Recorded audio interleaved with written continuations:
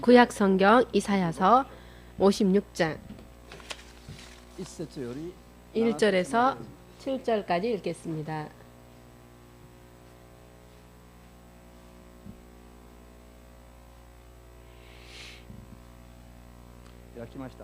다 찾으셨습니까? 소리내서 읽겠습니다. 여호와께서 이같이 말씀하시되 너희는 공평을 지키며 의를 행하라. 나의 구원이 가까이 왔고 나의 의가 쉬 나타날 것임이라 하셨은즉 안식일을 지켜 더럽히지 아니하며 그 손을 금하여 모든 악을 행치 아니하여야 하나니 이같이 행하는 사람 이같이 굳이 잡는 인생은 복이 있느니라.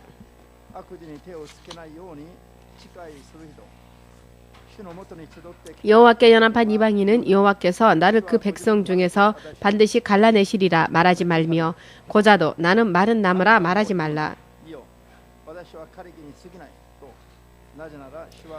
여호와께서 이같이 말씀하시기를 나의 안식일을 지키며 나를 기뻐하는 일을 선택하며 나의 언약을 굳게 잡는 고자들에게는 내가 내 집에서 내 성 안에서 자녀보다 나은 기념물과 이름을 주며 영영한 이름을 주어 끊치지 않게 할 것이며 또 여호와와 연합하여 그를 섬기며 여호와의 이름을 사랑하며 그의 종이 되며 안식일을 지켜 더럽히지 아니하며 나의 언약을 굳게 지키는 이방인마다 내가 그를 나의 성산으로 인도하여 기도하는 내 집에서 그들을 기쁘게 할 것이며 그들의 번제와 희생은 나의 단에서 기꺼이 받게 되리니 이는 내 집은 만민의 기도하는 집이라 일컬음이 될 것임이라. 아멘.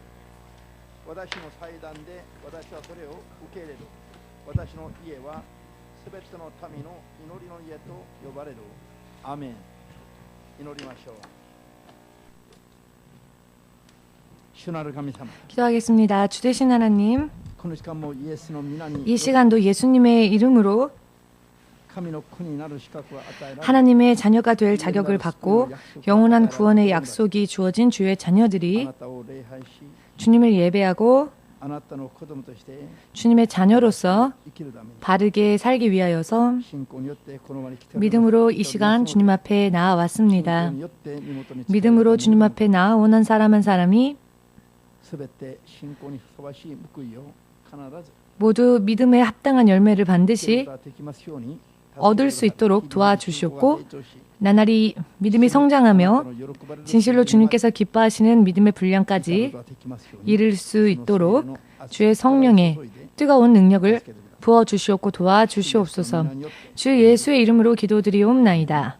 아멘.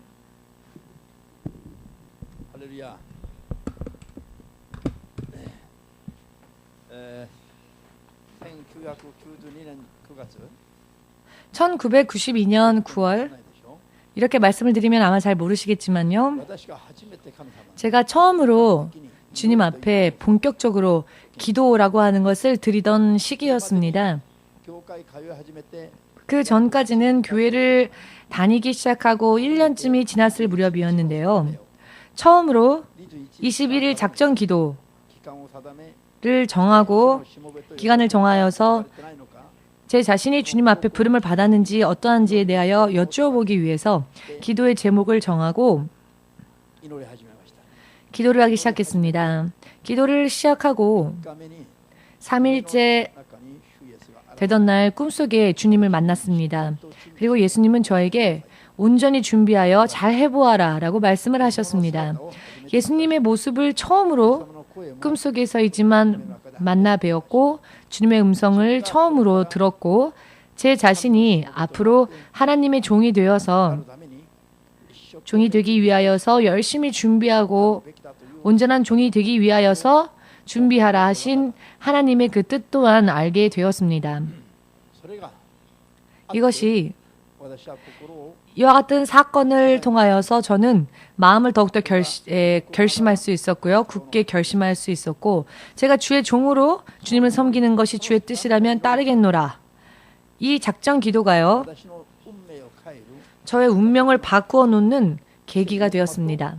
그리고 예수님을 만나는 계기가 되었습니다. 그리고 예수님으로부터 떨어지지 아니하고 언제나 항상 예수님과 동행하면서 예수님과 교제를 나누면서 예수님의 보호하심 속에서 예수님의 인도하심을 받으면서 사는 인생이라 하는 것에 대한 시작이 되었던 것도 바로 이 작전 기도가 계기가 되었습니다. 이 작전 기도가 있음으로 해서 마음을 비울 수 있었고 또 육적으로 살아왔던 이 땅에서의 육적인 생활을 접고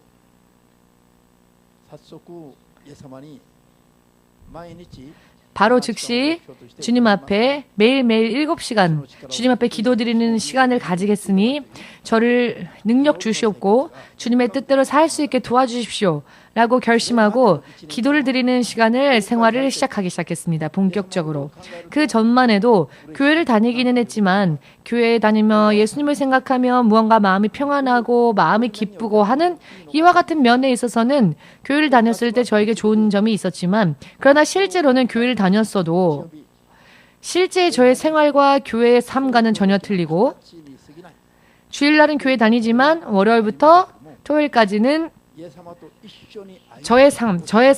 저의 생활을 살았었지 언제나 매일매일을 예수님과 함께 살지는 못했습니다. 교회를 다니면서도 예수님과는 일정한 거리를 두고 있었고 예수님과 저는 평행선이었으며 예수님을 믿었다 할지라도 저의 삶은 제 나름대로의 저의 목적대로 살고 있었습니다. 하나님의 뜻을 묻지 않고 만일 이런 작정 기도를 시작하지 않았더라면은 믿음을 가지고 있노라 하면서도 예수께서 걸어가시는 길과 제가 걸어가는 길은 각기 달랐을 것입니다. 예수님으로 인해 살고 예수님의 뜻대로 살고 하는 진정한 의미에서의 믿음 생활은 시작할 수 없었을 것입니다. 그러나 기도를 함으로써 예수님을 만나게 되었고 진정으로 예수님을 만나게 되었고 예수님에 대하여 마음을 더욱더 굳게 정할 수 있었고 예수님의 뜻을 묻고 그 뜻을 따라가는 것이야말로 믿음의 기본이라는 것을 알게 되었고 그 다음부터는 주님과 계속 동행하기 위하여서 필사적으로 매달리며 기도했습니다.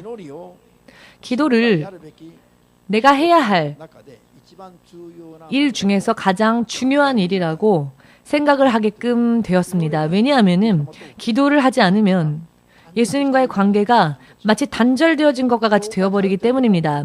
교회를 다녀도 예수님과 전혀 반대로 걸어가고 있었기 때문에 예수님께서 계심에도 불구하고 예수님과 다른 길을 걷는다고 하는 것은 정말 생각할 수 없는 일이죠. 그렇기 때문에 기도 시간을 하루에 7시간은 정말 중노동과 같습니다. 기도는 그냥 가만히 앉아서 기도만 하면 되는 것이 아니라 기도는 실제로는 영적 싸움이기 때문에 기도 생활을 하는 분들은 아시겠지만 기도를 하려고 하면 방해가 아주 심합니다. 먼저 마귀의 방해가 심하고요. 그렇기 때문에 기도를 하려고 하면 어떠한 싸움보다도 더 거세고 격렬한 싸움을 육신으로 느끼면서 하는 것이 바로 기도라고 할 수 있습니다. 그렇지만 이 기도를 하지 않으면 예수님과 본격적인 의미로서의 만남이 어려우며 함께 예수님과 동행한다라고 하는 것도 어렵습니다. 할 수 없습니다. 기도하지 않는 사람은 교회를 다닌다 할지라도 예수님과는 다른 길을 걷고 있는 사람입니다. 대부분이 그렇습니다. 기도의 중요성은 정말로 말로 더 이상 강조하지 않아도 될 정도로 기도 없이 예배를 드린다 할지라도 기도 없이 예배를 드린다면 그것은 어느 하나의 종교의 형식에 지나지 않을 뿐이며 기도하지 않고 설교를 한다면 그것 또한 그저 입술을 벌려 소리를 낼 뿐이지 성령의 역사하고는 관계가 없는 설교가 될 것입니다. 그리고 그날 하나님께서 우리에게 전하고자 하시는 말씀을 기도를 하지 않았으니 하나님으로부터 듣는 것이 아니라 자기 나름대로 생각하여 자기가 전하고자 하는 것을 전해버리고 마는 것이죠. 기도 없는 설교는. 그렇다면 이것은 설교라고 할 수 없습니다. 모든 믿음 생활은 기도가 없다면 그저 껍질뿐이며 형식적일 수밖에 없습니다. 예수를 믿노라면서도 실제로는 예수님과 다른 길을 걷는 것이다 라는 것을 확실하게 여러분 깨달으실 필요가 있습니다. 할렐루야. 오늘의 기도에 대한 지식을 바르게 가지신다면 여러분 그리고 실행하신다면은 여러분들의 운명 그 자체가 오늘부터 변화될 가능성이 있다는 것입니다. 그렇기 때문에 기도라고 하는 것은 먼저 충분히요 기도하지 않으면 안 됩니다. 왜냐하면 기도가 부족하면 기도하지 않은 부분만큼은 사실 기도하지 않아도 하나님께서 우리를 주신다라고 생각하지 마십시오. 왜냐하면 하나님께 구하지도 않았는데, 하나님께 기도하지도 않았는데, 여러분 성경은요, 구하라 그리하면 얻으리라 라고 하셨습니다. 이것은 기도하여 구하라라는 말씀이지요. 무언가 약한 부분이 있고 내게 무언가 필요한 부분이 있다면, 내가 모르는 부분이 있다면, 하나님의 능력이 필요하며 하나님의 축복이 필요하다면 구하여 기도하라는 것입니다. 이것은 하나님의 계명이라 말할 수 있습니다. 너희가 구한다면 내가 주리라 라고 하는 약속인 거죠. 이 약속을 토대로 우리가 행위를 보일 때 하나님은 응답해 주십니다. 이것은 법칙이라고도 할 수 있습니다. 성경의 모든 말씀은요, 일방적인 명령이 아니라 우리를 고통스럽게 하기 위한 어떤 일방적인 명령이 아니라 그 말씀을 지킬 때에, 그 명령을 따를 때에 우리가 예수님의 생명과 축복에 들어가는 약속이 되는 것입니다. 아멘 되십니까? 이 약속, 계명이지만 약속, 이 약속을 토대로 하셔서 하나님은 공의를 실행하시며 공의로서 다스리십니다. 그런데 약속이 없는데 하나님께서 만일 무언가를 주신다면 마귀가 참소하겠죠. 하나님, 이 사람은 당신께 구하지도 않고 기도하지도 않는데 왜 하나님은 저 사람을 도와주시고 왜 축복하시고 왜 치유해 주십니까? 하나님은 공평하지 않으시네요? 라고 한다면 하나님께서 마귀 앞에 변명할 수 없게 되시죠. 그러면 마귀가 이 사람이 아무런 일을 하지 않아도 하나님이 축복하신다니, 저도 죄를 범했지만 왜 하나님, 왜 저는 은혜를 주지 않으십니까? 저도 은혜 주십시오. 저 사람도 불법을 행하는데 주님은 구하지도 않는 사람에게 축복을 주지 않으셨습니까? 그렇다면 저도 죄인이지만 저에게도 축복 주십시오. 하나님은 공의롭지 않으시군요. 하나님의 말씀은 거짓입니까? 이렇게 되어버리죠. 마귀가 이렇게 참소한다는 것을 여러분들 잊어서는 안 되십니다. 모두 함께. 근거 없는 축복은 하나님은 주시지 않는다. 그 이유는 무엇인가 하면 마귀가 참소하기 때문입니다. 아멘 되십니까?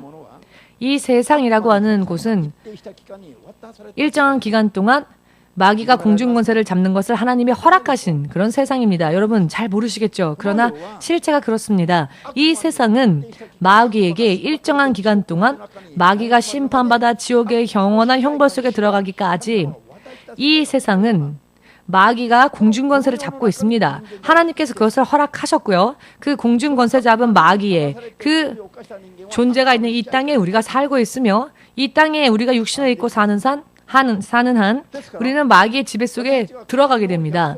그렇기 때문에 우리가 하나님의 공의를 토대로 한 약속을 붙잡고 하나님께 구하여 하나님의 사람으로서 살려고 하지 않으면 하나님께서 공의를 어기시고 약속을 어기시고 사람만을 구하시고 일방적으로 사람만을 축복하실 수가 없는 이유는 마귀 앞에서 하나님께서 공의로운 분으로서 심판하실 수 없게 되어버리기 때문입니다. 이와 같은 법칙을 온전히 이해하지 못하면 믿음 생활은 바르게 되어지지 못합니다.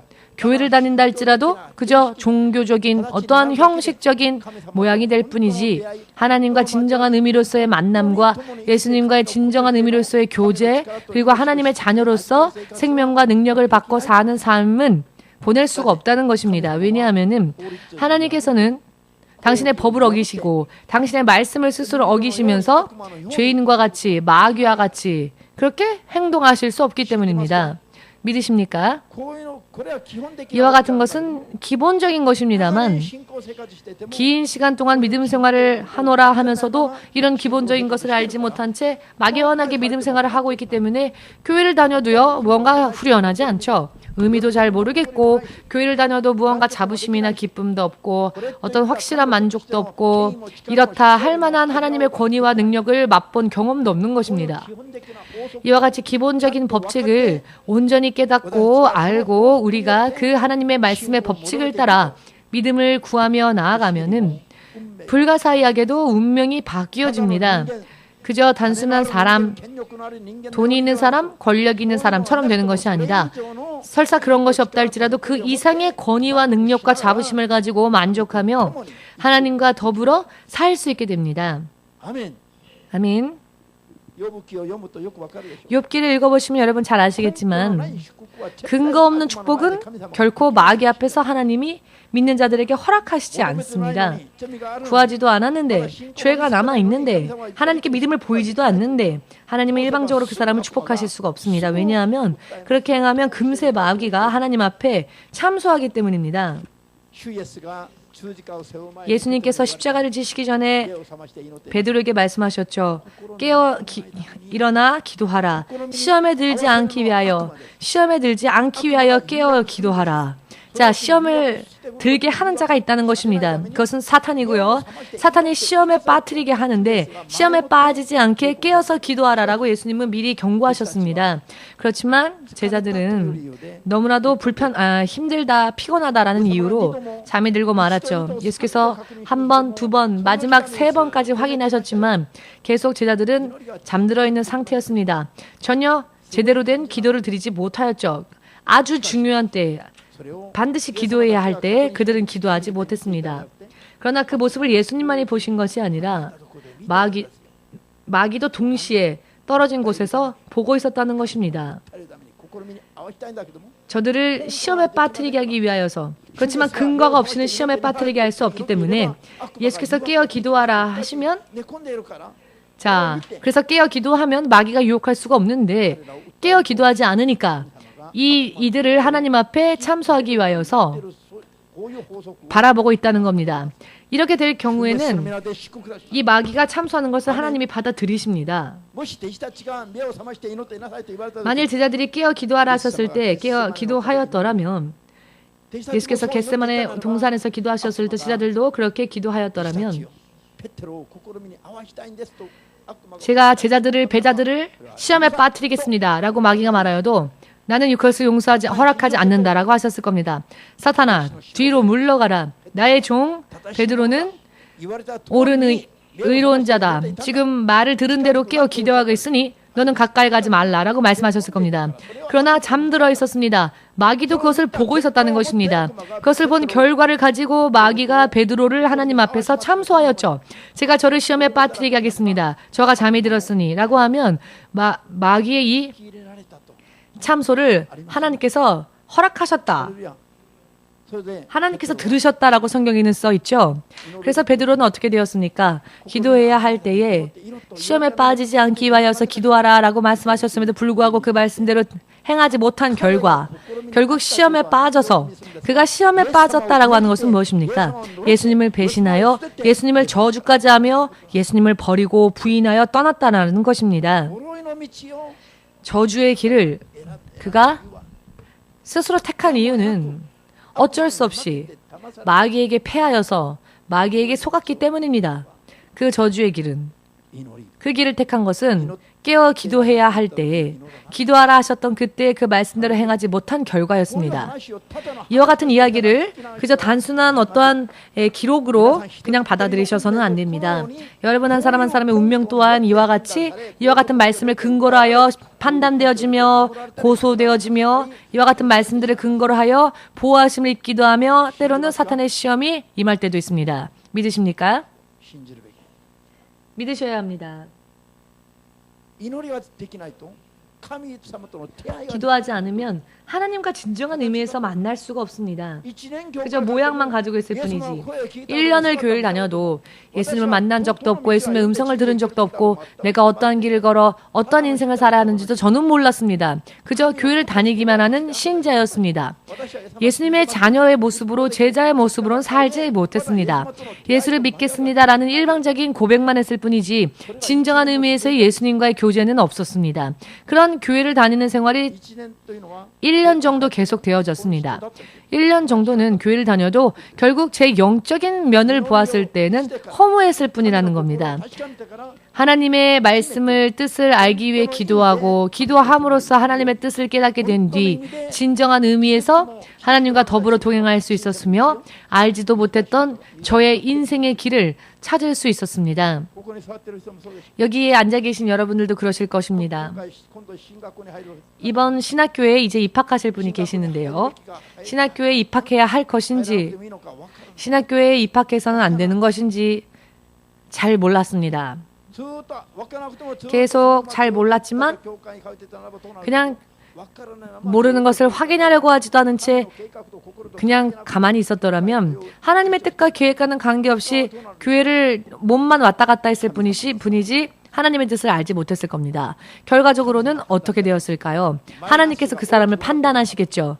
하나님께서 계산하신다였습니다. 만일 플러스 마이너스 중에 마이너스가 더 많이 보인다면 하나님은 그만큼 심판하신다 하셨죠. 그 의미를 이해하시겠습니까? 믿음 생활을 하나님이 판단하십니다. 우리가 믿음으로 산 삶보다 범죄하며 산 삶이 더 많으면 우리는 하나님 앞에 책망받을 것입니다. 누군가를 죽이고 혹은 물건을 훔치고 하는 실질적인 이와 같은 행위만이 죄라고 생각하시는데요. 이와 같은 것은 예수를 믿지 않는 사람들 또한 마찬가지입니다. 이것은 예수님을 믿지 않는 사람들도 알고 있는 죄입니다. 크리스찬은 예수님을 알지 못하는 사람들은 모르는 죄 또한 아는 사람들이죠. 그 죄는 예수님을 믿지 않아도 이 세상에서도 죄라고 알고 있는 죄이며 그런 죄를 범하면 세상에서도 형무소에 가게 되지요. 크리스찬들에게 또 하나의 깨달아야 할 중요한 의미의 죄가 있는데요. 하나님의 뜻과 계획대로 살지 않는 것이 바로 죄입니다. 하나님의 자녀의 모습으로 살지 않는 것. 믿음을 가지겠노라 고백만 했을 뿐이지 그것으로 끝. 실제로 하나님의 자녀로서의 삶을 살지 않는다면 그것 또한 범죄입니다. 이와 같은 것을 깨닫지 못하기 때문에 믿는다면서도 진정한 크리스찬이 되지를 못하는 것입니다. 세상 사람들이 행하는 죄의 기준만 바라보고 그런 것만 안 하면 되지 라고 한다면 여러분 그것은 믿지 않는 사람들 또한 알고 있는 죄이고요. 믿는 우리들은 더욱더 바르게 하나님의 자녀로서 어떻게 살아야 하는지에 대해서 알아야 합니다. 그것은 하나님의 계획과 하나님의 뜻을 따라 살아가는 것 그렇게 행하지 않으면 하나님을 믿는다 하면서도 믿지 않는 자와 결과가 똑같아 되게 될 것입니다. 믿어도 의미가 없어지게 되겠죠. 하나님의 뜻들을 결국 살지 않으니까 예수 믿지 않는 사람들과의 길의 결과가 똑같겠죠. 그분이 신학교에 입학해야 할지 어찌해야 할지 잘 모르겠어서 기도를 하였더니 꿈속에서 하나님이 응답을 주셨는데 그래도 확신이 없어서 또 기도했답니다. 그랬더니 하나님이 이번에는 확신을 주시는데 굉장히 무거운 문, 열 수 없는 문을 겨우겨우 힘을 써서 열었더니 겨우 열렸는데 그 다음에 또 무거운 문이 있더랍니다. 그래서 몇 겹겹의 그 무거운 문을 계속 겨우 억지로 열면서 끝까지 갔을 때 마지막에 누구누구는 신학교로 입학해야 한다라고 하는 하나님의 계획이 써져 있는 글귀를 발견했답니다. 이 글귀를 발견하기 전까지 무거운 문을 몇 번이나 열어야 했답니다. 그러한 꿈을 꾼 분이 계신데요. 만일 이분이 기도하지 않았더라면 자신을 향한 하나님의 뜻이 어떠한지조차 알지 못한 채 눈은 보고 있지만 실제로는 영적으로는 보지 못한 그런 사람의 삶을 살고 자기는 믿노라 하면서도 결국 하나님 보실 때는 자기 마음대로 사는 진정한 믿음의 길을 걷지 못하는 그러한 사람이 되었을 것입니다. 여러분, 심판이 있다고 하는 것을 알아야 하는데요. 심판이란 무엇일까요? 하나님의 뜻이 아닌 내 나름대로 사는 것이 죄입니다. 세상 사람들이 범하는 이 땅의 죄는 말할 것도 없고 그것은 당연히 심판받을 일이고요. 예수를 믿노라면서도 또 범하는 죄가 무엇이냐? 예수를 믿노라 하면서도 하나님의 계획과 하나님의 인도하심은 알려하지도 않고 찾으려 하지도 않고 구하지도 않고 생각하지도 않으면서 그냥 내 나름대로 육의 생각으로 사는 것. 이것은 또 하나의 우상 숭배가 되는 것입니다. 예수님을 믿노라 하는 고백은 결국 거짓말이 되어버린다는 것입니다. 사실은 예수님과 함께 살고 싶지 않고 내 나름대로 살고 싶고 필요한 때에만 하나님이 능력을 빌려주시면 좋겠다 라고 하는 속셈인 거죠. 그런 이와 같은 죄는 하나님 앞에 용서받지 못합니다. 여러분, 이분의 이야기를 들어보십시오. 문을 열어야만 하는데 그 문이 너무나도 무겁더랍니다. 자, 그렇게 간단하게 열리는 게 아니라는 것이죠. 열심히 온전한 믿음으로 구하고 구하지 않으면 알 수가 없다는 것입니다. 가만히 있어도 다 하나님이 알아서 해주신다. 이런 이야기를 하는 분들이 있는데요. 굉장히 믿음이 좋아 보이죠? 그러나 그런 사람들은 믿음이 좋은 것이 아니라 영적으로는 게으르며 무지한 사람입니다. 지식이 없는, 근거가 없는 자기 나름대로의 믿음 생활을 가진 사람들이 어떠한 이야기를 하냐면 하나님은 사랑이시니까 하나님은 은혜시니까 내 마음대로 내 뜻대로 살아도 다 허락되어질 것이다. 이것은 정말 유치원과 같은 그런 수준인 거죠. 하나님을 바르게 알면 예수님이 그 생명을 버리지 않으면 살 수가 없었던 우리 사람들이 예수님의 죽으심으로 인해 열려진 이 믿음의 길, 구원의 길을 여러 많은 것들을 온전하게 행하면서 꿋꿋이 걸어가지 않으면 안 된다는 것을 알 수 있습니다. 성경은 그렇게 우리를 인도하시기 위해서 존재합니다. 여러분, 성경을 얼마나 구하고 얼마나 성경을 읽고 계십니까, 여러분? 설교할 때 얼마나 심각하게 진지하게 들으십니까? 설교는 하나님께서 주시는 말씀이라는 것을 믿음으로 듣고 있습니까? 혹은 지식과 정보를 듣는 수준으로 듣고 있으십니까? 옛날에도 들은 기억이 있는데 그런 기억이 있는 사람들은 벌써 설교를 들을 때 마음이 닫아버리죠. 마음 문을. 이 이야기는 처음 듣네. 처음 들으니까 한번 들어보자. 듣다가 자기가 기준으로 생각할 때 좋으면 듣고, 그러나 자기 기준에 내가 들었다. 이 이야기는 내가 알고 있다. 이 말씀이 이미 알고 있는 말씀이다 하면 시계 보고 왜? 나는 알고 있어요 라고 생각하니까요. 그러나 여러분들 밥의 맛을 알고 있다고 해서 밥을 안 먹습니까? 이미 밥 맛을 아니까 안 먹어도 돼요가 아니죠. 여러분, 하나님의 말씀은 영의 양식입니다. 그때마다 취해야 할 때 취해야만 할, 받아들여야만 할 하나님의 양식입니다. 이 양식이 우리의 영의 양식이고 우리의 능력이며 우리를 축복하는 약속입니다. 이것을 받아서 그 말씀을 실행해야 합니다. 아멘 되십니까? 평소 때 기도하여도 오늘 기도하는 설교를 들으면 이미 알고 있고 저 기도 생활 하고 있어요. 저 들을 필요 없네요 라고 하지 마시고요. 그렇구나. 오늘 더욱더 주님이 기도에 대해서 강조하시니 더 옳은 말씀의 지식을 가지고 기도해야겠다. 나는 어찌 기도해야 할까? 이와 같은 기분으로 듣지 않으면 하나님과 교제할 수 없습니다. 아멘 되십니까? 주님께서 오늘 말씀하시는 것은 내 집은 이방인이 하나님의 말씀을 받아들이고 그 계명을 받아들여 하나님 앞에 나아오고자 한다면 하나님은 그들을 하나님의 앞에 인도하시고 영령의 수치를 당치 않게 하시며 축복을 주시겠다. 기도의 집에서 내가 내 집에서 내 성 안에서 아들이나 딸보다 나은 기념물과 이름들을 그들에게 주며 영원한 이름의 주가 끊어지지 아니하게 할 것이라 하셨죠. 내 집, 하나님의 집은 기도하는 집입니다. 왜 하나님의 집을 기도하는 집이라고 하나님은 강조하셨을까요? 기도 없는 예배는요, 하나님과 교제할 수도 없기 때문입니다. 기도 없는 예배는 하나님의 마음을 깨달을 수도 없으며 그것을 실행할 수도 없기 때문입니다. 그저 종교적인, 형식적인, 의식적인, 위선적인 믿음에 머무를 수밖에 없습니다. 예배도 기도가 먼저입니다, 여러분. 기도를 준비한 후에 예배 드려야 합니다. 교회에 오시면, 성전에 오시면 예배 드려야죠. 그런데 예배 전에 우리는 기도를 해야 합니다. 기도로서 하나님과 만난 상태, 영적으로 하나님과 교제하는 상태, 영적으로 하나님과 동행하는 상태에서 예배를 드리지 않는다면 그 예배는 기쁨을 얻을 수 없으며 진정한 의미에서의 축복과 약속을 받을 수 없으며 그 예배는 진정한 의미에서 예배가 되질 못합니다.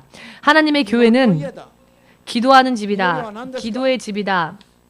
기도란 무엇입니까? 하나님 앞에 앉아서 죄가 있다면 고백하고 회개하고 나의 연약함을 하나님 앞에 호소하여 하나님의 강함을 받고 도우심을 입고 하나님의 약속 안에 들어가기 위한 것이 기도입니다. 하나님의 뜻을 깨닫고 하나님의 뜻대로 가기 위해서 하는 것이 기도입니다. 기도 없이는 믿는다는 것도, 기도 없이는 육의 사람이 하나님의 자녀를 거듭난다는 것도 무리한 이야기입니다. 처음부터. 아멘 되십니까? 40년, 50년 믿음의 경력이 있다 할지라도 하나님의 뜻을 기도하여 구하지 않는다면 결과적으로는 자기 나름대로의 믿음일 뿐이지 하나님의 기준에서 하나님의 기뻐하시는 믿음이 되지 못한다는 것입니다. 여러분, 진정한 의미에서 하나님을 만나고자 원하십니까? 정말 하나님과 만나고 하나님과 교제하고 싶으십니까? 아직 만나지 못한 분들이 계시죠. 믿음 생활은 가지고는 있지만, 껍질은 가지고 있지만 실제로는 예수님과 교제한 적이 없고 예수님과 다른 길을 걷고 있는 사람들이 있습니다. 하나님의 뜻을 깨닫기까지, 그리고 하나님의 뜻을 따르기까지는 결과적으로는 하나님과는 각기 다른 행동을 하는 것과 같다는 것입니다. 굉장히 중요하며 내 운명이 바뀌는 그런 중요한 문제의 이야기입니다. 23년 전부터 기도 생활을 시작하고 제가요, 기도하지 않았던 적이, 기도 생활 시작하고 난 다음부터는 하루도 기도하지 않은 적이 없었습니다. 23년 동안 기도하지 않은 적은 한 번도 없습니다. 제가 제 기억으로는 단 하루도 기도하지 않은 적이 없습니다. 거의 99.9%는 4시간 이상은 기도했습니다. 거의 대부분 매일매일. 왜일까요? 그것이 운동이 되어서가 아니라 오히려 기도할 때 육체의 체력은요 소모되어집니다. 육체의 체력은 소모되어지지만 많이 기도하면 후에 하나님이 공급해 주십니다. 성령의 능력이 임하면 내 약함이, 내 육신의 질병이 날아갑니다. 마귀가 떠나가며 모든 흉악의 결박이 풀려집니다. 저주가 우리의 삶 속에서 멀어지게 됩니다. 여러분, 그리고 예수님과 가장 중요한 것은요, 예수님과 함께 살 수 있게 된다는 것입니다. 기도라고 하는 것은 무엇보다도 먼저 많이 쌓아두어야 할 필요가 있습니다. 기도를 많이 쌓아두어야 합니다. 많이 쌓아두시면 긴급한 때에 내가 쌓아 올린 그 기도를 보시고 하나님은 역사해 주십니다. 모두 함께 기도 독을 채우자. 기도의 독을 채우자. 넘치도록 기도의 독을 채우자. 기도 시간은요, 여러분, 어떤 지금 이 시간까지라고 정하지 마십시오. 할 수만 있거든 조금만 기도하고 싶은 사람은 이미 그 영이 결박되어 있는 사람입니다. 뭔가 아무런 일 없을 때, 아무런 일도 없으면 계속 기도해 보십시오. 하루에 10시간이라도. 정말 본격적으로 여러분들이 진심으로 기도하면 지금까지 보이지 않았던 것이 보이게 되며 들리지 않았던 것이 들리게 되며 희미하게 보였던 것이 확실하게 보여지게 되며 깨달음을 얻게 될 것입니다. 그리고 기도의 중요성에 대해서 알게 될 것입니다. 그리고 기도보다 더 먼저 되는 것은 없다는 것을 알 수 있게 될 것입니다. 우리 교회가 주일 3시부터 4시까지 1시간 동안 주일날 예배드리는 이 날 주일날에 기도회를 올해부터 하나님께서 인도하셔서 기도회를 시작하였죠. 처음에는 저도 그 이유를 알지 못한 채 기도회를 시작했지만 오늘 여러분 아셨겠죠? 기도보다 중요한 건 없다는 것. 여러분, 주일 오후 3시에 기도회가 없어도 교회에서는 기본적으로 충분히 기도하고 있습니다. 아침, 주일 새벽에 2시간 새벽 기도로 기도하고요. 저녁에도 또 기도합니다. 5시간은 기도합니다. 매일과 같이 5시간씩 기도하면 기도하는 분이 있다고 하면 저에게 소개해 주십시오. 누군가 있으시겠지만 그렇게 많은 분들은 없습니다. 왜냐하면 5시간 매일매일 기도한다는 것은요, 참 힘든 일입니다. 한 번은 그렇게 할 수 있죠. 몇 번은 그렇게 할 수 있습니다. 그러나 몇 년 동안 계속 하루에 5시간씩 계속 기도 생활을 할 수 있기란 힘들기 때문에 그러니 있으면 소개해 주십시오. 그렇지만 이렇게 되는 것은 우리에게 굉장한 능력을 줍니다. 주일날 특별히 기도 시간을 준비한 것은 교회가 기도하지 않아서 기도 시간이 없어서가 아니라 할 수만 있거든 신자들도 주일날 교회에 오시는 분들이 일주일에 한 번이라도 교회에서 기도를 드릴 수 있도록 여러분들을 인도하시기 위해서입니다. 집에서는 단 5분조차 기도하지 못하는 사람, 가끔 식사 기도도 제대로 하지 못하는 사람들이 많죠. 식사 기도조차. 먼저 먹고 나서 식사 기도 안 했네. 전혀 기도에 적응이 되어지고 길들여지지 않아서 그렇습니다. 그런 기도는 하지 않아도 좋습니다. 먼저 밥 먹고 나서 식사 기도 안 했네? 그것은 안 해도 좋으니 본격적으로 좀 기도 생활을 가져보십시오. 주일 1시간 동안만이라도 참가하셔서 기도의 능력을 여러분 하나님으로부터 받으시고 집에 돌아가셔서도 기도할 수 있는 여러분들이 되시길 위하여서 주의 날 특별히 또 기도 시간을 만든 것입니다. 그러나 기본적으로 모이는 사람들만 모이지 대부분의 분들은 또 돌아가시죠. 참 아깝습니다. 바깥에 외출하고 친구 만나는 약속 무언가 하면 운명이 바뀔 거라고 생각하시죠? 무언가 그 시간에 무역을 하면 거래를 하면 그러나 그렇지 않습니다. 주일날 여러분들이 무슨 비즈니스를 하시면 그것은 결과적으로 절대로 여러분들에게 마이너스가 됩니다. 실현되어지지 않는 것뿐만 아니라 나중에는 여러분들에게 마이너스가 됩니다. 자신의 인생의 축복을 스스로 갉아먹어버리는 것이 바로 주일날 성수하지 않고 일하는 일입니다. 할 수 없이 어쩔 수 없이 주일날 하지 않으면 안 되니까 라고 하시죠. 그러나 나중에 계산해 보십시오. 5년 10년 지나 보면 결과적으로는 마이너스였다. 주일날 일했던 것은 마이너스였다는 것을 알게 될 것입니다. 왜냐하면 예수께서 부활하시고 모든 축복을 준비하셔서 우리들에게 허락하신 그 주일의 날을 성수하지 못한 것은 필요 없다 하여 스스로 부숴버리는 것과 마찬가지이기 때문에 주일을 더럽히는 것이 바로 그런 일입니다. 주일을 더럽힌다고 하는 것은 주일을 잡다한 일로 보내는 것을 말합니다. 하나님 앞에 거룩한 일을 하지 않고 잡다한 일을 하는 것이 주일을 더럽히는 일입니다. 그럼 그날 행한 것은 자기에게 좋은 일이 일어나기는커녕 결국 자기 인생에 소원을 끼칠 뿐입니다. 지금 깨달으시길 많이 기도하시는 분은 이런 이야기를 한 번 들으면 금세 깨달아지실 겁니다. 그렇구나. 확실하게 보인다라고. 그러나 전혀 기도하지 않는 사람들은 집에 돌아가서 천천히 왜 신목사님은 저렇게 듣기 싫은 말만 하실까? 아, 주일 예배 드렸으면 됐지. 예배 드리고 난 다음에 기도해라 하고 또 일도 하지 말라 하고 하나. 그런 분들은 좀 곤란한데요. 기도하지 않으니까 유괴감각으로밖에 판단할 수가 없으니까 그렇습니다. 같은 교회를 다녀도 같은 목사님으로부터 같은 말씀을 들어도 같은 예수님을 믿어도 어떤 사람은 지옥으로 떨어지는 자도 있는가 하면 어떤 사람은 천국으로 갑니다. 예수께서 택하신 12제자 그 중에 하나였던 가룟 유다 예수님의 경고의 말씀을 들었음에도 불구하고 그는 들을 귀가 없었고 깨달을 수 있는 힘이 없었습니다. 왜냐하면 이미 사탄에게 속았기 때문입니다. 사탄에게 마음을 빼앗기면 하나님이신 예수께서 아무리 말씀하셔도 그 말씀이 들려오질 않습니다. 예수께서 친히 권하셔도 그 권면의 말씀이 들려오지 않습니다. 마귀가 보여주는 것이 더 좋아 보이게끔 되기 때문입니다. 예수께서 말씀하셔서도 안 됐는데 목사님이 설교하는 것을 기뻐하며 받는 사람이 없겠죠. 만일 사탄의 결박 속에 있는 사람이라면 사탄의 결박 속에 있으니까 육의 죄 짓는 삶 속으로부터 벗어나질 못하죠. 우리는 벗어나서 하나님의 자녀로서 살아서 거듭난 상태를 거듭난 상태가 되었을 때 우리는 천국으로 옮겨지는 겁니다. 할렐루야. 그럼에도 불구하고 기도하지도 않으면서 어떻게 자기만의 능력으로 사탄의 모든 벽을 부술 수 있습니까? 절대 부수지 못합니다. 여러분, 사탄을 깔보지 마십시오. 얕보지 마십시오. 70억의 인구를 단 한 번에 속일 수 있는 능력을 사탄은 가지고 있습니다. 예수님의 능력을 의지하지 않는 사람은 사탄이 너무나도 간단하게 자기의 먹이로 삼켜버립니다.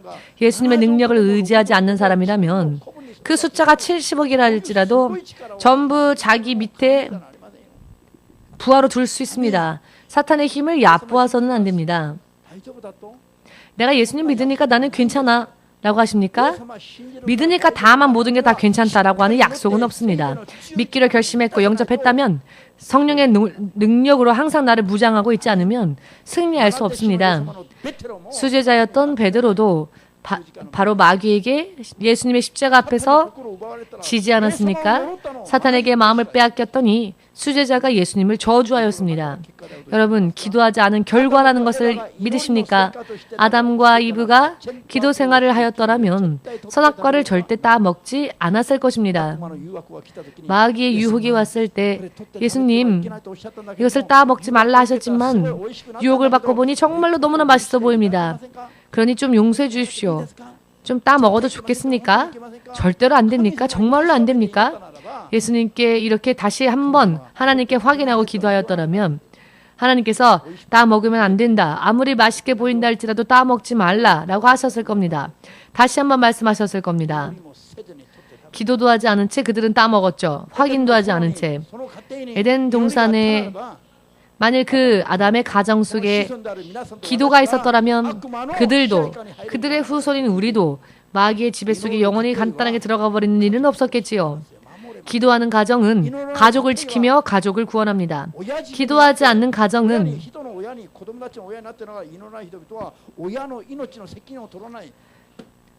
부모의 생명을 생명을 책임질 수 없는 그런 아이만 놓고 버려버리는 무책임한 가장과 마찬가지입니다. 아이는 많이 놓아놓고 절대로 기도하지 않는 사람들은 무책임한 사람들입니다. 무책임한 사람들입니다. 가정을 위하여서 가족에서 기도하지 않는 가정이라면 아이가 많이 있다 할지라도 그 아이를 기도로서 책임지지 않는 사람은 무책임한 사람입니다. 기도하지 않는 사람은 자기 인생도 책임지지 못하는 사람이며 자신의 가족에게 또한 무책임한 사람들입니다. 그러나 우리의 가정에 기도하는 분들이 있다면 가족의 생명이 구원되어질 찬스가 더 많아지며 같이 기도하여도 기도하는 힘이 약하면 마귀에게 당하고 속고 잡힐 가능성이 큽니다.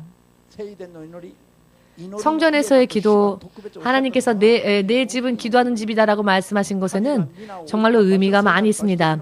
하나님께서 당신의 이름을 두신 곳 거룩한 장소에서의 드리는 기도는 바로 하나님 앞에 바로 상달되어집니다.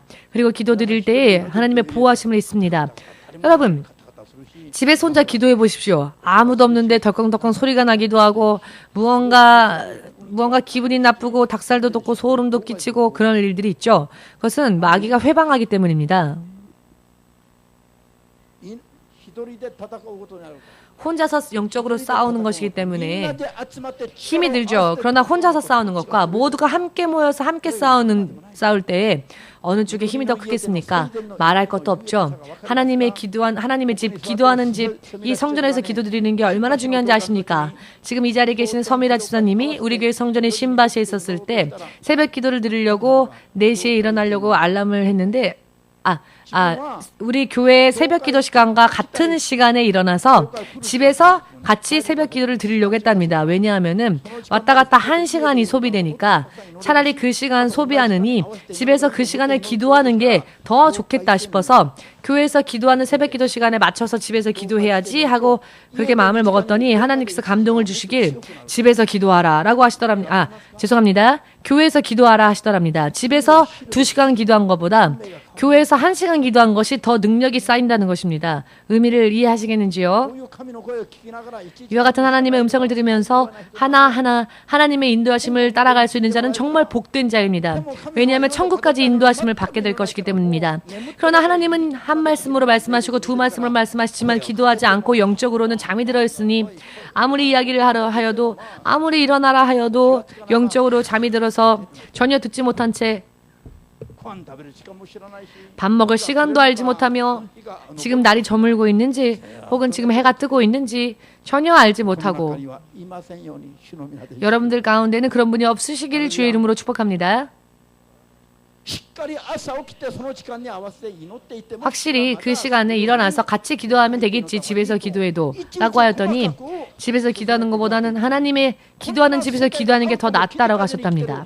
이렇게 하나하나 정말 사소한 것일 수도 있지만 이와 같은 것까지도 하나님은 너무나도 세심하게 알려주시는데 하나님과 이와 같은 교제를 하지 못한 채 오직 돈벌이에 눈이 혈안이 되어 있으면 어떡합니까? 우리는 깨어 있어야 합니다. 왜냐하면 기도하지 않는 자는 눈 감고 있는 자와 똑같습니다. 보지 못하는 사람과 똑같습니다.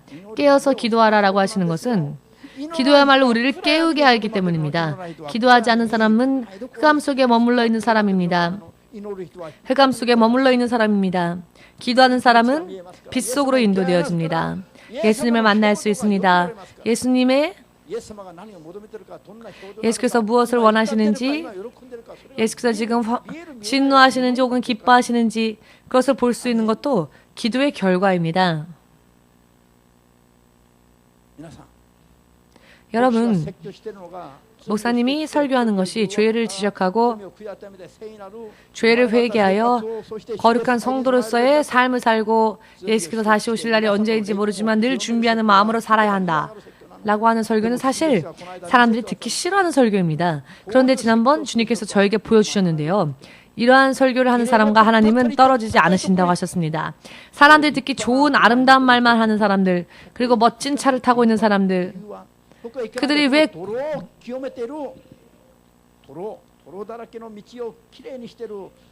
그들과 함께 하시는 것이 아니라 왜 그 진흙을 깨끗하게 치우는 그런 신목사님과 함께 하시느냐? 성령의 열매를 맺게 하기 위하여서 설교하기 때문이다 라고 이와 같은 모양을 하나님께서 저에게 꿈을 통하여서 보여주셨습니다. 사람들이 듣기 좋아하는 말만 하는 사람들은 깨끗한 차를 타고 아름다운 옷을 입고 있었고, 사람들이 듣기 싫어하는 설교를 하는 저는 진흙 속에서 진흙을 치우는 일을 하고 있었습니다. 그렇지만 하나님은 아름다운 차를 타고 아름다운 옷을 입고 있는 저들과 함께 하지 않으시고 진흙을 치우는 저와 함께 하신다 하셨습니다. 왜냐하면 이와 같은 것이야말로 진정으로 성도들의 영혼이 영적으로 열매 맺을 수 있는 말씀이기 때문이라고 하셨습니다. 그러니 자, 저는 이 말씀을 전할 수밖에 없죠. 기도하지 않으면 마귀는 참소하기 때문에, 하나님 왜 저자가 기도하지 않는데 하나님은 함께 하십니까? 라고 하기 때문에 우리는 기도해야 하는 겁니다. 여러분, 모세가 아말렉과 이스라엘과의 전쟁이 있었을 때 모세가 기도하면 이스라엘 쪽이 우세하게 되어졌고, 모세가 피곤하여 하늘을 향해 손을 들고 기도하다가 손을 내리면, 기도를 멈추면 오히려 반대편인 적이었던 아말렉의 세력이 강해지는 그런 말씀을 우리가 읽었죠. 기도하면 이스라엘이 이기는구나 라고 깨달은 모세가 아론과 훌을 불러서는 내 기도하는 팔이 떨어지지 않도록 내 옆에서 이 팔을 붙잡아라. 절대 기도하는 팔이 아무리 피곤하여도 내려오는 일이 없도록. 이것이 이스라엘의 민족의 운명을 좌우하는 일이다.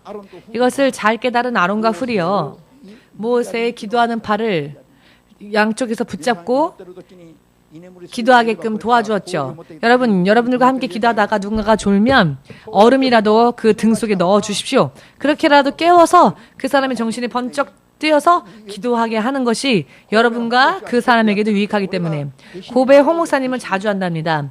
제가 제자에게 배워야 할 것 같습니다. 고베 홍 목사님은 기도 시간에 신자들이 기도하다가 졸면은 여자 목사님이시지만 얼마나 강력한지 아주 그 등짝을 한 번 시원하게 때려주던지 아니면 얼음을 가지고 와서 그 옷 속에 넣는답니다. 그러면 순간은 얼마나 깜짝 놀랍니까? 그렇지만 그렇게 해서라도 깨어서 기도하는 것이 그 사람에게 유익하다는 겁니다. 모두 함께 기도해 놓은 것은 절대로 아무도 훔쳐가지 못한다. 영원히 아무도 훔쳐가지 못한다. 저도 오늘부터 그렇게 할까 합니다. 고베 홍 목사님에게 하나 배웠습니다. 기도하는 사람이 있으면 가만히 저에게 얘기 좀 해주십시오. 그러면 제가 그 조는 분에게 가서 얼음을 그 등짝에다 넣어줘야 되겠습니다. 그러나 여름이면 기쁘겠지만 겨울이면 어떨까요? 그럼에도 불구하고 기도하게 하는 것이 제가 여러분들을 사랑하는 것입니다. 기도하지 않는 사람들은 맹인과 같습니다. 영적으로 잠든 자와 같습니다. 예수님과 따로 사는 사람과 같습니다. 기도하는 사람이야말로 예수님과 함께하는 사람입니다. 오늘은 기도의 내용은 말하지 않았지만, 자, 기도하라고 해서 그렇다고 돈만 주세요, 돈 주세요 하고 기도하면 안 되죠. 하나님의 뜻대로 살 수 있도록 하나님의 뜻을 먼저 구하여 기도하십시오. 하나님의 뜻대로 살지 못했던 것이 죄라는 것을 인정하시고 회개하십시오. 그리하면 주의 성령이 여러분들을 지키실 겁니다. 여러분들을 도우실 겁니다. 여러분들의 길을 열어주실 것입니다. 3년 전에 서울신학대학 조갑진 교수님과 처음으로 만났습니다. 조갑진 교수님이 일본에 처음 오셔서 저희 교회에서 강의도 하시고 설교도 하셨는데요. 조갑진 교수가 그 당시 서울신학대 총장 선거에 나아갔다가 낙선을 했습니다. 낙선했기 때문에 저희와 만날 수 있었습니다. 만일 당선되었더라면 저희와 만날 찬스가 없었을 겁니다. 대학교 총장 선거에서 떨어졌기 때문에 그 위안을 얻기 위하여 일본에 가고자 하는 그 이기도 목사님의 권고가 있었고, 이분이 신학교 교수이니까 자, 그러면 일본에 있는 EMC 교회 신학교에서 강의하면 어떻겠느냐라고 하여서 이것으로 만나게 되었는데요. 이 만남을 계기로 하여서, 이 만남이 계기가 되어서 우리가 함께 이어지게 되었고, 그 후에 조갑진 교수님에 의한 국가기도회가 한국에서 걸기되어졌는데요. 그 걸기대회에 우리도 함께 참가하면서 교제를 나눈 지 지금 3년째가 되었습니다만, 작년 9월 달에 우리 EMC 밴드와 보컬들이 서울신학대에서 국가기도 국제운동회 전날이었죠. 서울신학대에서 그 점심 차펠 시간에 우리 밴드가 공연을 하였는데요. 그 공연을 하는 동안 저는 기도했습니다. 하나님, 서울 신학대라고 하는 이 한 군데 학교만 바뀌어도 한국의 새로운 희망이 임할 텐데, 그러나 조갑진 교수가 총장 선거에서 떨어져서 사실 이 서울신학대가 많이 육적으로 바뀌어졌는데 조갑진 교수님은 기도하는 분이고 영적으로 다시 한번 학교를 세우려고 하는 분이었습니다. 그래서 왜 영적으로 이 학교를 살리려고 하는 사람들을 돕지 않으십니까? 라고 제가 그런 답답한 생각이 들어서 그 공연을 보면서 기도를 했는데요. 그 기도를 드리고 1년 지난 어느 날 주님은 정말로 훌륭하고 멋진 분이십니다. 주님은 저를 사용하셨습니다. 조갑진 교수님도 본인도 이제 더 이상 은퇴할 나이가 되었으니 이제는 끝이라고, 은퇴하면 무엇을 할까라고 고민을 하셨을 때 아프리카에 있는 어느 한 대학으로 갈까라고, 그러나 기도해 보십시오. 결정하지 마시고 기도를 먼저 해보십시오라고 권했습니다. 그리고 나서 지난주에 저에게 연락이 왔는데요. 아프리카로 가려고 하셨는데 이 서울신학대 부총장으로 선발되어졌답니다. 그것뿐만이 아니라 그것만이면 기뻐하지 않죠. 서울신학대학의 신학대학원의 원장이 되셨습니다. 서울신학대학원의 원장이 된 것이 중요한 부분입니다. 그래서 제가 기도하면서 생각한 것은 하나님께서 정리해 주셨는데 3년 전에 만일 조갑진 교수가 총장이 되었더라면 신학부 이외에도 다 통과를 해야 하기 때문에 그 일이 너무나 바빠질 뿐이지 조갑진 교수 혼자만의 힘으로는 이룰 수 없었을 겁니다. 총장이 되었어도 그 학교를 하나님의 학교로 바꿀 수는 없었을 겁니다. 그 당시 떨어진 것이 하나님의 인도하심이었다라는 것을 주님은 저에게 알려주셨습니다. 왜 떨어진 것이 인도하심이냐? 3년 후에 국가기도회를 창설하고 기도부대를 만들어서 함께 기도하는 자들이 늘어나게 되었고, 기도를 하였더니 그 기도의 능력으로 부총장이 되었고, 그것뿐만 아니라 서울신학대 대학원의 원장이 되어서 영적으로 종들을 배출해야 할 막중한 그런 책임을 맡게 되었죠. 그렇기 때문에 예를 들면 서울신학대는 신학대라고 해서 신학부만 있는 게 아니라 여러 많은 그런 다른 학부들도 많은데요. 그런 학부들 를 다 총괄하기 이전에 먼저 하나님의 종을 배출하는 그 일에 더 집중할 수 있게끔 하신 것입니다. 하나님의 뜻이 반드시 실현되어진다라고 하는 확신을 다시 한번 느낄 수 있었습니다. 지난번 7월 달에 조갑진 교수께서 우리 교회에 오셨을 때 자기가 지원하고 있는 그 자신의 후배가 총장이 되었다라는 이야기를 했습니다. 그래서 당신의 후배가 총장이 되었으니 이제 많은 영향을 끼쳐서 서울신학대학교가 하나님의 학교가 될 수 있게 기도 좀 많이 해주십시오라고 부탁을 받았는데, 조갑진 교수는 후배에게 어떠한 영향을 주기만을 바랬을 뿐이었는데 오히려 자기가 부총장 뿐만이 아니라 신학대학원의 원장으로 선발되어졌기 때문에 하나님께서 그 총장뿐만이 아니라 부총장이 된 조갑진 교수를 통하여서 이 학교를 다시 하나님의 학교로 바꾸실 계획을 시작하신 것입니다. 저는 아침에 새벽 기도회 때 그 연락을 받고요. 그런 이야기를 연락을 받고서는 계속 하나님께 기도할 때 감사하며 기도했습니다. 우리가 지금 구하고 기도하는 게 헛된 것이 아니었구나. 반드시 새로워지는 길이 열리는구나 라고 하는 확신을 가질 수 있었습니다. 우리 교회가 걷는 길들은 이제 길이 열릴 것이라는 확신을 가졌습니다. 그 전에 부천 순복음교회에 저희가 공연하고 말씀 전파였는데, 그 다음 해에는 국제기도 운동이 그 순복음 부천교회에서 이루어지게 되었죠. 어떠한 일이 일어나기 이전에 먼저 그 장소를 저희가 먼저 통과하게 하시고, 하나님은 땅밟기 기도처럼 먼저 가서 기도하고 먼저 가서 말씀 선포하고 찬양할 수 있게 인도하셨습니다. 그리고 나 후에는 그 이후에 하나님께서 또 커다란 일을 이루시는 것을 보았습니다. 그렇기 때문에 우리가 걸어가는 길들은 하나님이 열어주시는구나 라고 하는 확신을 가질 수 있었습니다. 여러분, 기도의 중요성. 어느 날 하나님께서 꿈을 통하여 저에게 감동을 주셨는데요. 꿈속에서 제가 걷고 있었습니다. 걷고 있는데 제 발이 핸드폰으로 바뀐 겁니다. 여러분, 의미를 이해하시겠습니까? 제 발이어야 하는데 발이 스마트폰으로 바뀌어지고 버튼도 있습니다. 이것을 보았을 때 저는 굉장히 감동한 것이, 제 다리가 전화가 되었다고 하는 것은 전하라고 하는 것은 영적인 기도죠. 영적인 기도가 하나님께 전화드리는 겁니다.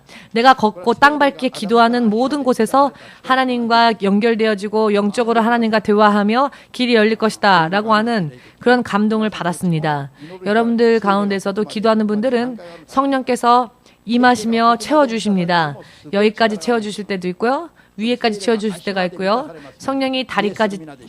성령이 먼저 여러분들 다리를 채우시기를. 그러나 그렇게 되기 위해서는 기도밖에는 없습니다. 기도하는 사람은 자기 자신을 지키는 것뿐만이 아니라 자기의 생각, 감각, 그리고 자신의 인생 전체를 마귀가 결박하려 하지만 이 모든 것을 이길 수 있는 힘과 능력은 기도함으로써 옵니다. 기도하는 사람에게 성령의 능력이 임합니다. 기도야말로 나 자신을 지키며 내 가족을 지키며 나라 민족을 지킬 수 있는 능력입니다.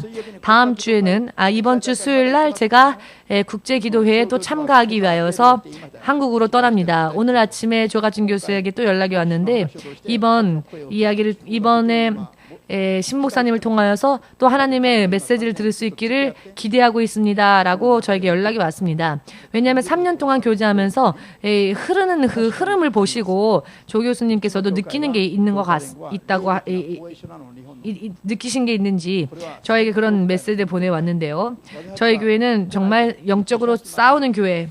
저희가 싸워야 길이 열린다고 저는 믿습니다. 자, 우리가 싸울 때 길이 열린다라고 하는 그 비결은 어디에 있느냐? 이 전화, 즉 걷는 곳곳마다 하나님께 전화하는 것, 하나님께 기도하는 것, 우리가 걷는 곳곳마다 하나님께 기도하는 것, 그러면 그 길이 열린다는 것, 이것이 항상 그렇게 될 수 있도록 하나님과 우리와 항상 함께 통해 있는 것. 영적으로는 우리 교회가 지금 얼마나 중요한 또 그런 직분을 또 받았는지에 대해서 여러분들도 믿으시길 바라고요. 우리 교회에 부르심을 입은 모든 분들에게도 이와 같은 직분이 사명이 있으시니 더 많이 기도하십시오. 주일날만큼은 여러분 집에 가지 마시고 3시부터 4시까지의 기도, 목숨 걸고 기도를 하십시오. 여러분들의 운명이 바뀔 것입니다.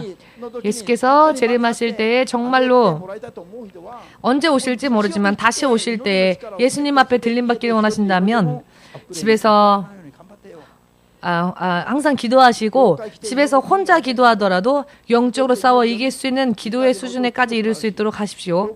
함께 기도하면 더 강해집니다. 그리고 기도할 때 목사님께서 안수하며 기도할 것입니다. 안수 기도를 받으면 또한 그 하나님의 능력이 더욱더 함께 할 수 있으리라 믿습니다. 병이 고침받고 하는 것은 부수적인 거고요. 영적인 것이 바뀐다는 것. 병 하나 바뀌기 위해서 기도하는 것. 이것은 병이 낫는 것은 하나의 작은 표적일 뿐입니다. 금세 눈에 보이지 않는다 할지라도 영원한 운명이 바뀌는 것이 바로 기도하는 사람의 운명입니다. 기도하지 않으면 30년, 50년 교회 다녀도 예수님을 만날 수 없으며 예수님을 만난 경험이 거의 없습니다. 예수님에 대해서 잘 모릅니다. 능력도 없습니다. 마귀가 조금 유혹하면 금세 쓰러집니다. 기도하지 않는 사람은. 왜냐하면 기도하지 않으니 능력이 없고 능력이 없으니 약하기 때문입니다. 여름만 돼도 감기 걸리는 사람? 이렇게 뜨거운데 뜨거워서 못 견디겠는데 왜 감기 걸립니까? 몸이 약해서 그렇죠. 제가 23년 전만 해도 저는 한여름에도 2번, 3번 감기에 걸렸던 사람이었습니다. 저는 몸이 약했던 사람입니다. 몸이 건강해도 그 몸 안에 있는 면역체계가 약하니까 저는 사실 여름에도 감기가 많이 걸렸는데요. 제가 기도 생활을 시작했더니 이제는 겨울이 돼도 감기를 안 걸립니다. 감기는커녕 저에겐 지금 질병이 없습니다. 왜냐하면 제 안사람이 강건하게 되었기 때문입니다. 제 내면의 사람이. 여러분의 운명을 바꾸고 싶으십니까? 가족을 지키고자 원하십니까? 하나님의 나라까지 온전히 안전히 가고자 원하십니까? 기도 없이는 불가능합니다. 불가능합니다. 문제가 있으면 기도로 해결하고자 원하십니까? 그렇게 그때만의 기도만으로는 부족합니다. 기도의 독을, 기도의 항아리를 채우십시오. 하나님께서는 기도하심을 보고 그 기도를 보고 역사하십니다. 구했는지 구하지 않았는지를 보고 역사하십니다. 아프리카의 사람들이 저렇게 기아에 쓰러져 죽어가도 하나님이 왜 내버려 두시느냐? 저들이 믿음을 보이며 하나님께 구하지 않기 때문입니다. 하나님께서 하나님께 구하지도 않았는데 하나님이 구해주시면 마귀가 왜 나는 용서하지 않으십니까? 라고 할 것입니다. 마귀에게도 하나님은 자, 죄인에게 응답하신다면 마귀에게도 응답해야만 합니다. 하나님은 공의로우신 분이시기 때문에 그렇게 하지 않으면 하나님께서 불법을 스스로 행하신 것이 되기 때문에 하나님은 죄를 범할 수 없죠. 납득되신다면 오늘부터 적어도 하루에 10분의 1, 즉 24시간에 11조로서 2시간은 하나님 앞에 드리십시오. 2시간도 드리지 않으면서 하루에 11조로서 2시간도 하나님께 드리지도 않으면서 나는 크리스찬입니다 라고 말한다면 조금 하나님 앞에 죄송스럽지 않으신지요? 하나님이 보아도 마귀가 보아도 하나님의 자녀로서의 모습이 아니라 아직도 세상 사람의 모습으로 보일 수 있지 않겠습니까? 결심하시길 바랍니다. 결단하시기를 바랍니다. 그리고 주일날은 할 수만 있거든 하나님께서 특별히 이렇게 또 모여서 함께 기도할 수 있는 시간을 주셨으니 3시에서 4시 사이